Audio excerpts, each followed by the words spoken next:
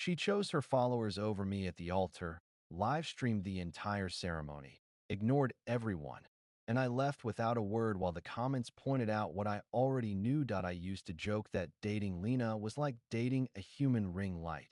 Bright, energetic, always on. I didn't realize until much later that I wasn't really joking. When we met 3 years ago, she wasn't some influencer stereotype. She had a small fitness channel, maybe 5,000 followers. She posted homemade smoothies, gym clips, and the occasional rant about leggings with tiny pockets. Harmless stuff. What pulled me toward her wasn't the content. It was how genuinely excited she was about life. She talked fast, dreamed big, cared loudly. I'd never met someone who could make planning a grocery run feel like a spontaneous adventure. But somewhere between year 1 and year 3, the channel became a job, then a lifestyle, then a personality. I could pinpoint the shift. It started when her videos suddenly went viral. A 30-day glow-up challenge that gained her 50,000 followers in a month. Brands reached out. She started getting paid partnerships. Then she hired an editor, then a part-time manager. Her world expanded. Ours shrank. But love makes you patient. Sometimes too patient. I noticed the small changes first. She stopped asking if she could film at home. She just did. Breakfast became content. Workouts became content. Arguments became content adjacent. Vague posts about people who don't support your dreams. Even our engagement became content, though she insisted the proposal itself was private. The next day, she reenacted it for a B-roll montage. I should have seen more red flags. But we were planning a wedding, and I kept telling myself every couple has stress. Her mom hinted I should speak up more, but I'd learned long ago that any criticism, no matter how soft, became a meltdown about me not believing in her. So I stayed quiet. I picked my battles. Or maybe I just avoided them. The rehearsal dinner was the first time I felt a real crack. She arrived late, full makeup, hair done for a red carpet, holding her phone up like a documentary crew was following her. "Bayo AB, say hi to the chat," she chirped as she walked in. I didn't. Everyone else stared. Her father leaned over to me and muttered, Is this normal?" I lied and said yes. When the live stream ended, she didn't eat, too stressed about bloating. She didn't talk to my family, too busy checking analytics. And she didn't listen when I said the whole filming during the toast thing made people uncomfortable. "Oh my God, don't start," she snapped. "This is literally my job." That night, I couldn't sleep.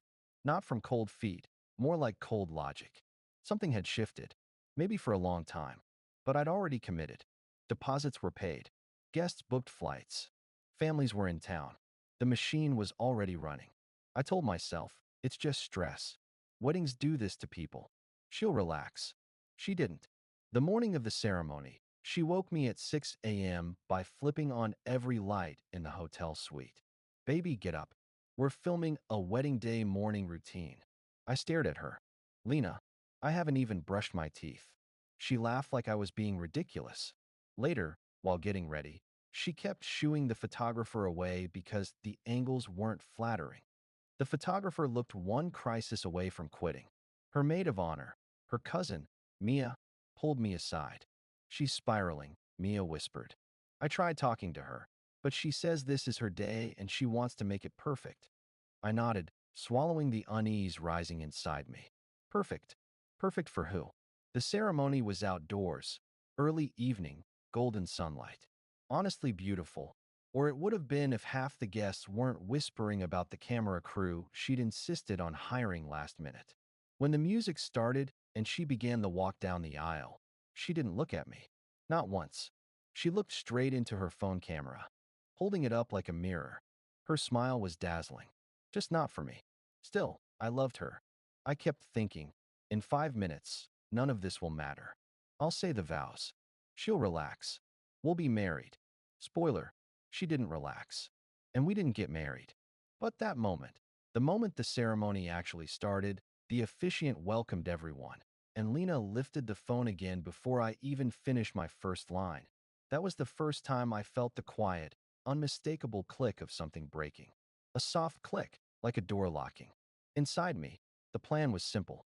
Vows, rings, kiss, done. Dinner, dancing, normal human things. But normal was not on Lena's agenda. The officiant barely got through "Dearly Beloved" before Lena lifted her phone again, angling it upward like she was doing a makeup tutorial. "Wait, wait, wait," she said, stepping a few inches out of position. "The lighting is insane right now. I need this." The guests laughed at first, that polite, confused kind of laughter you hear when everyone's waiting to figure out whether something is a joke. It wasn't. She held up a finger toward the officiant without looking at him. Just 1 second. Then she turned her whole body sideways, posed, and said brightly into her phone, "Guys, we're literally about to say our vows. Look at this golden hour. Oh my God. This is crazy. Wait. Hold on. Let me get the angle." She kept moving, and moving, and moving. Her dress swished. Her veil caught the wind. Cameras clicked. She was in her own world, a world that didn't include me, despite the fact that the wedding she was live streaming was ours. The officiant cleared his throat gently. "Miss Hartman, perhaps we can." She waved him off. Waved him off. I saw my mom lower her face into her hands. Saw her father shift uncomfortably in his seat. Saw Mia, her maid of honor, mouth "Please stop" from behind her. And Lena? She was smiling so wide her eyes practically sparkled. Like this moment wasn't supposed to be shared with me, but the chat. She spun back toward me, still filming. "Baby, come closer. The backlighting is insane. This is like..." I tried. I genuinely tried to play along. But when she turned to the camera and whispered, "Chat, should I say the vows on stream or save them for the video edit? I want maximum impact." Something in my chest went very, very still. The officiant tried again, softly. "Lena, the ceremony." She ignored him entirely. Her phone pinged with donations and hearts floating up the screen. She giggled at them. Giggled. At her own wedding. At the altar. While I stood there like a background prop. My best man, Eric, was standing to my right. He looked at me with this quiet, almost sad expression. I leaned over slightly and whispered, "Start the car." He blinked, didn't ask a single question, and nodded once.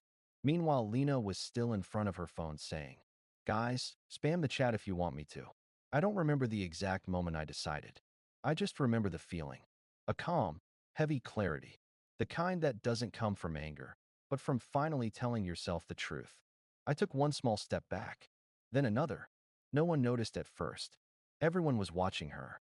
She finally angled toward me, expecting me to step into the frame. But I was already turning away. At first, I think she assumed I was repositioning for the camera. She kept talking.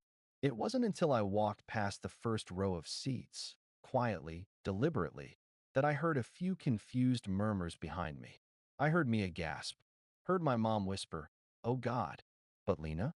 She didn't notice. Not yet. Not until her phone blew up with comments like, "Where's the groom? Did he leave?" He walked off." I didn't look back. Didn't need to. Eric already had the car pulled up by the side path like we'd rehearsed it. Except we never had. I got in the passenger seat, closed the door gently, through the trees. Faintly, I heard her voice rise. "Wait, babe, babe." Then a sharper, more frantic, "Where is he going?" Eric pulled out slowly, not speeding, not dramatic, just steady, the way a doctor might close a curtain around a patient. As the venue disappeared behind us, I felt something I hadn't felt in months. Not joy, not relief, just quiet. A deep, echoing quiet where all the noise of the past year finally faded. And in that quiet, one single, unshakable truth settled in. She didn't want a marriage. She wanted an audience. And I was done auditioning. Update that I didn't post anything online. Didn't make a statement. Didn't defend myself. But I didn't have to. Because Lena went live less than an hour after I left. Yes, she went live. In her wedding dress. Crying. On the venue steps. Apparently, the ceremony ended with her throwing her bouquet at the ground so hard it exploded like a floral grenade.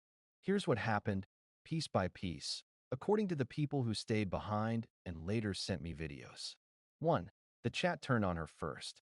When she finally noticed I was gone, she sprinted down the aisle, still holding her phone, yelling into it. "Chat, did he seriously leave? Is this a joke?" No one answered her in person, but the chat did.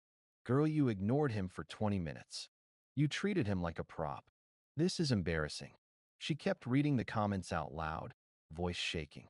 Her dad had to gently take her elbow and whisper something like, "Stop filming, please."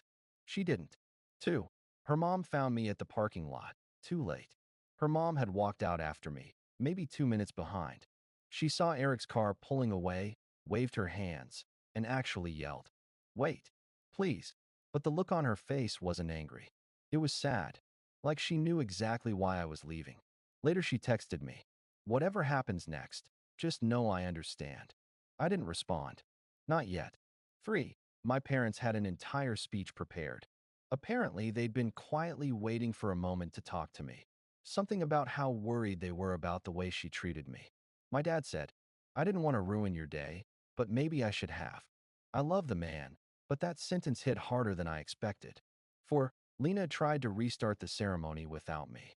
Yes, she actually asked the officiant if they could just skip to the vows in case I came back. He politely declined, then left. So did half the guests. 5. The live stream went viral.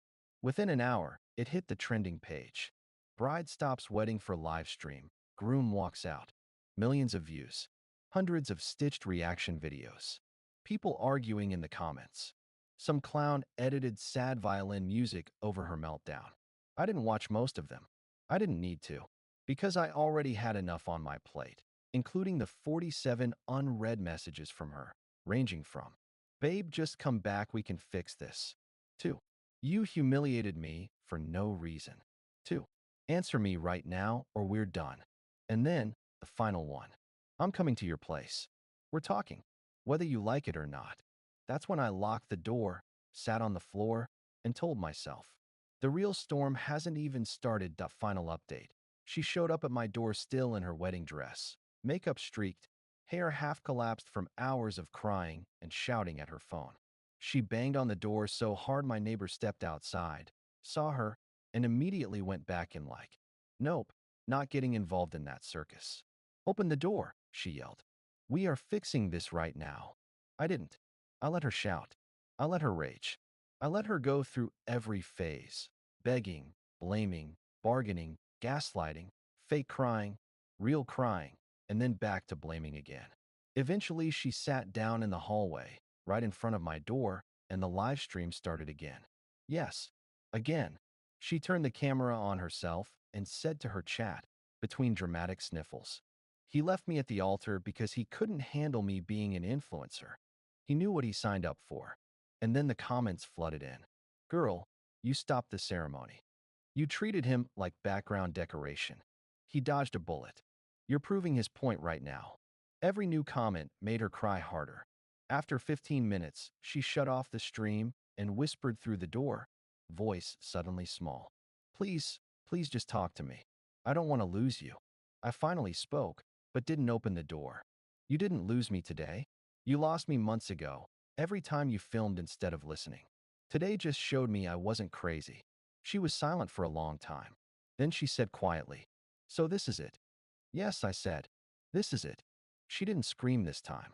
She didn't argue. She just stood up, footsteps dragging away down the hall. When the elevator doors closed, I felt something in my chest unclench for the first time in a year. The next morning, her mother texted me a long apology and asked if I wanted my share of the wedding costs refunded from their side, not hers.